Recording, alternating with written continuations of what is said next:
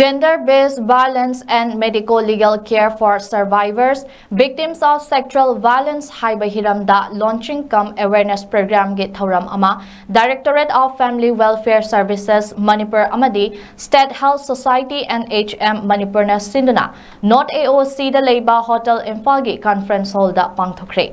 Thauram aduda Health and Family Welfare Minister Dr. Sapam Ranjan, Health and Family Welfare gi Commissioner Pradeep Kumar Jha, National Health Mission Manipur gi State Mission Director Dr. Somorjit Ningombam, Family Welfare Services ki Director Dr. Laikhuram Tomcha Kuman amasung Social Welfare Manipur gi Director Ngangom Utamna Athoiba Mithung Singh oina saruk yakhi. Thauram aduda Health Minister Dr. Sapam Ranjan hai Chief Minister in Birena CMHT gi scheme launch tawduna kanagumbana narakpa matamda miyamda sel changhandana ba hotnari. CMHT gi scheme asi lakpadagi miyamda kanaba kaya fanghale hidak langthak sing loina lemna piba ngamdrabasu generic medicine fanghandana makhal makha kya gi laina singda sizinaba hidak sing ahongba mamalda fanghale haina fongdoki.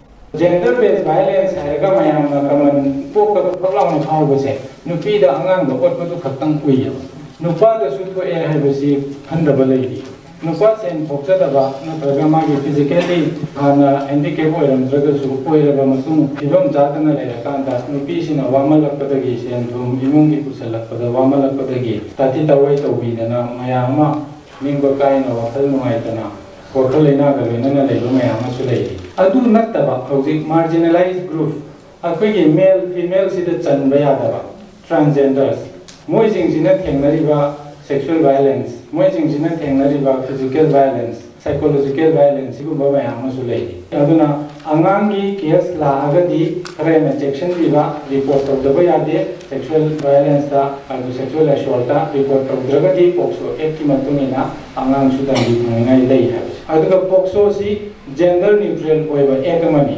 timaga mayam khambiyo angang ga mari lai na bala agadi juvenile justice act se khajitang refer tawbi hoba pokso act se khajitang refer tawbi hoba ma matau tani. Amaromda Social Welfare gi Director Ngangom Utamna hai psychological amadi economical violence asi miyamda thoktaban nate psychological violence ki evidence leitabana Canada matau karamna approach tawgani haiba khangde maramasina awareness program ama piba mathautai.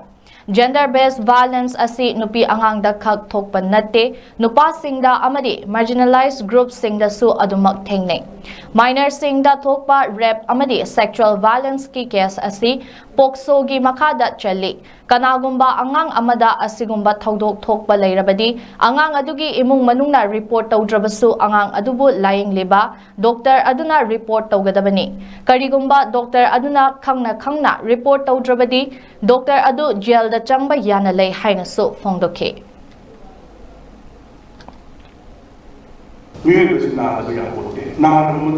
Our endeavor is to make sure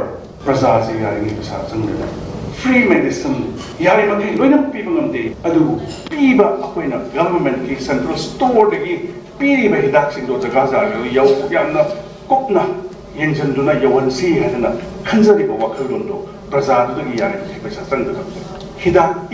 doctors request it is a service to our people. Chama piba hidak tu lupa tara da thung biawi. Chama piba hidak tu lupa kuntu da thung biawi. Chama piba hidak tu lupa kunta da thung biawi. Maki efficacy handa benarti scientifically test tawbani aduna ina appeal tawjinin badi generic medicine gi hidak si so khara yari malki prescribe to bina maktai doctors consider appeal tawjari but it is for our people, for our own people. Yamna effective way scientifically proven.